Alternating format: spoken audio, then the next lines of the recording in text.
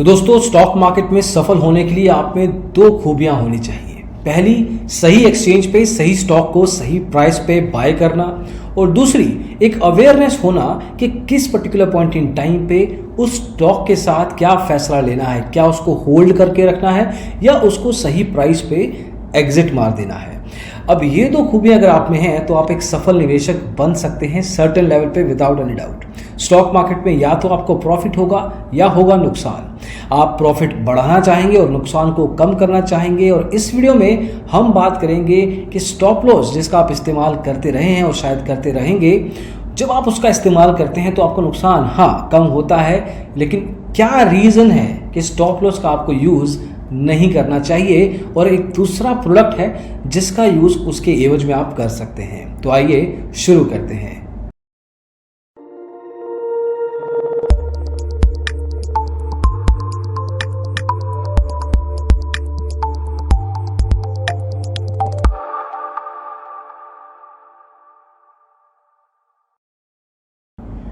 तो दोस्तों, जब आप स्टॉप लॉस का इस्तेमाल करते हैं, आपके लॉसेस लिमिट हो जाते हैं, लेकिन दो ग्लिचेस हैं इस कॉन्सेप्ट में।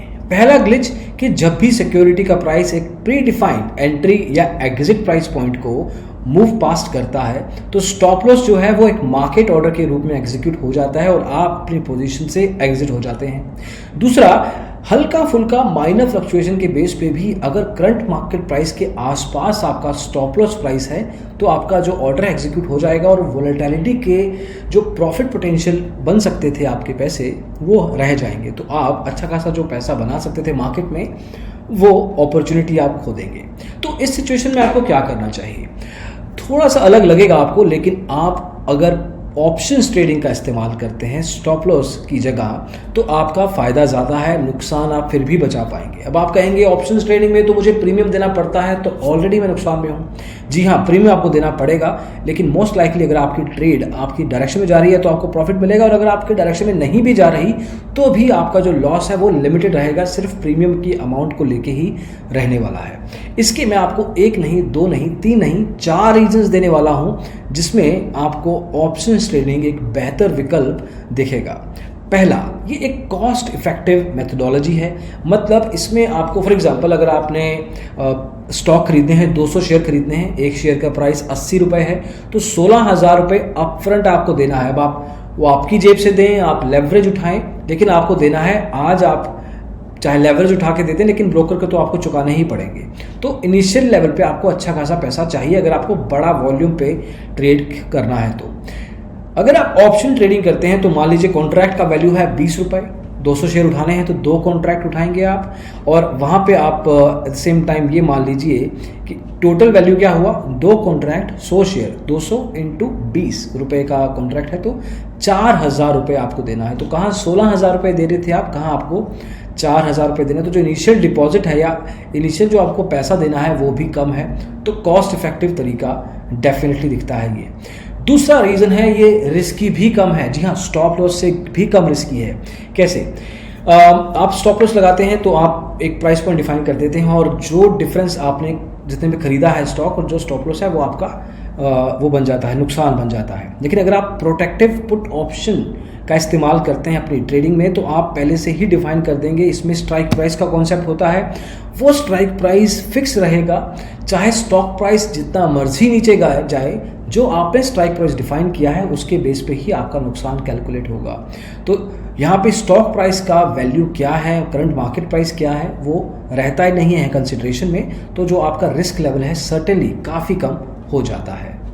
तीसरा रीज़न है फ्लेक्सिबिलिटी। जब भी एक ट्रेडर ऑप्शंस ट्रेडिंग में पैसा लगाता है तो उसको फ्लेक्सिबिलिटी मिलती है अपनी इन्वेस्टमेंट को स्ट्रेटेजाइज करने में, उसके ओवरऑल लेवल पे एक तरीके से स्ट्रेटेजी बनाने में। कैसे?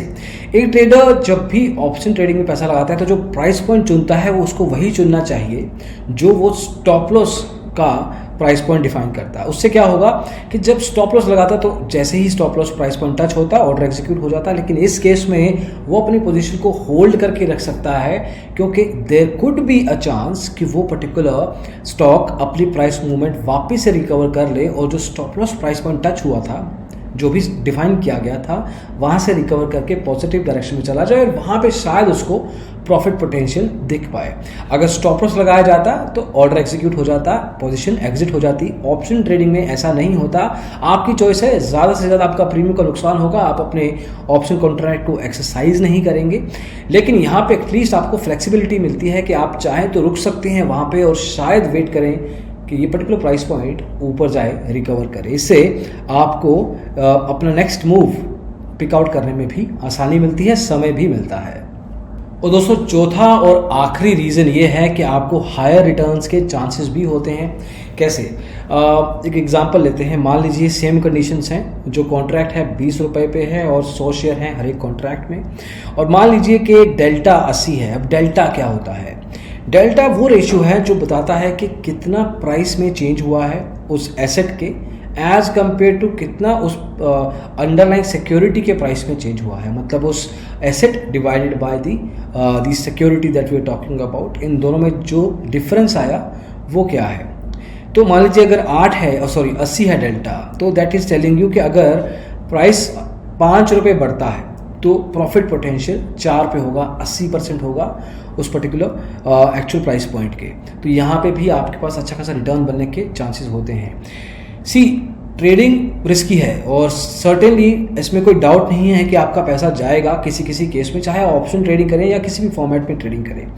लेकिन ऑप्शन एक आपको अच्छा ऑल्टरनेटिव देता है जिसमें आप नुकसान डेफिनेट लेवल पे बचा सकते हैं अपना, बट आपका प्रॉफिट पोटेंशियल जो है वो अच्छा खासा बढ़ सकता है। तो आपको काफ़ी चीज़ों का ध्यान रखना होगा। आपकी कॉस्ट एफिशिएंसी बढ़ती है, आपका रिस्क कम होता है, आपका प्रॉफिट पोटेंशियल बढ़ता है, फ्लेक्सिबिलिटी भी मिलती है आपको। ऑप्शन ट्रेडिंग आप धीरे धीरे कीजिए। अगर आप बिगिनर हैं स्टॉप लॉस का इस्तेमाल कीजिए, लेकिन अगर एडवांस लेवल के ट्रेडर बन चुके हैं या बनना चाहते हैं तो इन पर्टिकुलर एरियाज में भी आपको नज़र डालनी चाहिए, ट्राई आउट जरूर करना चाहिए। स्टॉप लॉस की सब्स्टिट्यूट ऑप्शन ट्रेडिंग थोड़ी अजीब लगेगी, but at the same time it works like magic. आप ट्राई कीजिए तो आपको भी पता लगेगा कि स्टॉप लॉस में आपका जो प्रॉफिट पोटेंशियल कम हो रहा था वो ऑप्शन ट्रेडिंग के आने के चक्कर में बढ़ सकता है। तो दोस्तों इस वीडियो में बस इतना ही। आपको सिर्फ ये एक ट्रिक बताने की कोशिश की गई है इस वीडियो में। होपफुली आप यूज़ करें और यूज़ करेंगे तो प्रॉफिट भी बनाएंगे। जरूर बताइए कमेंट्स में कि आपको इससे फ़ायदा हुआ या नहीं। पसंद आया हो वीडियो तो लाइक कीजिए, शेयर कीजिए दोस्तों के साथ। ये ट्रिक्स सबको बतानी चाहिए और अगर डिजिटल ब्लॉगर को सब्सक्राइब जरूर कीजिएगा। Thank you so much, bye bye.